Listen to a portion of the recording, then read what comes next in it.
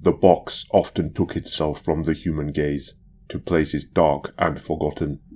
It would wait, undiscovered, at the back of a damp and unused cupboard, or under what was left of the driver's seat of a car, decades abandoned in the woods, until it wanted to be found again and make its way into the hands of someone who could open it. Once, it found its way into the hands of a 9-year-old boy called Ben. Ben had not found it himself. His older brother and friends had, on a plot of overgrown land by the edge of town, where they had gone to smoke cigarettes and talk about how big Michelle Furman's tits were, and make jokes about foreigners. Much like the box, they did not want to be seen when it suited them. Ben's big brother Darren, Daz to his friends, was the first to notice the old oil drum. It was upright and rusting, intact but for the holes around its bottom, deliberately punctured by the edge of a pickaxe or crowbar. The holes had allowed for drainage so that years of rainwater had passed through it and left only a small, oddly not stagnant pool inside it. Daz kicked the drum over onto the weeds anyway, because he wanted to know if there was anything in the black bin bag he'd spied within. He reached inside and pulled the soggy bundle out, and wrapped up inside the plastic was the box.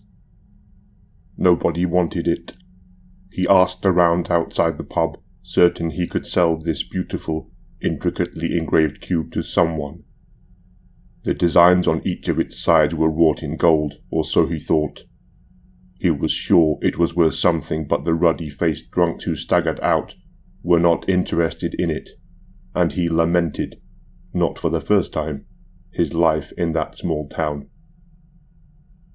In the end, having had to scrape enough money for some cigarettes together from what coins he could find beneath the cushions on the sofa, and not with the 20 quid he had convinced himself that the box was worth, he gave up his prize to Ben.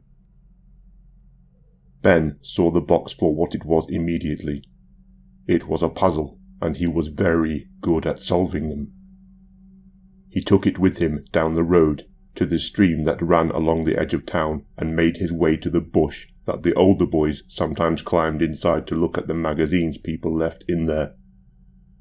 The magazines had pictures of women in them with no clothes on, showing the hairy bits between their legs. He wasn't interested in those. He just wanted to crack on with his puzzle, undisturbed, and once you were in the bush, you were well hidden.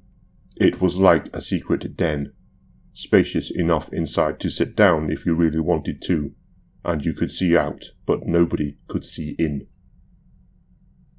He wasn't old enough to understand why the other boys went there, or what they did once they were safely obscured, but the box did, and it was no coincidence that it and the boy had ended up in that privately shared haven of release for his hands to go to work. His fingers traced the patterns, feeling the cracks between the sections as the box whirred and clicked and changed configurations before his eyes. When the box was finally solved, the air changed around Ben to the faint ringing of bells, and that was when the others came and took him from his world, for no human eye to look upon him ever again. He was not the first child to be taken by them, and with him came an old yet familiar frustration. It had not been his desire that had opened the box, but the desire of others, and his youth meant he could never fully experience the delights they could and would inflict upon him over his new eternity. Still, rules were rules. They would do their best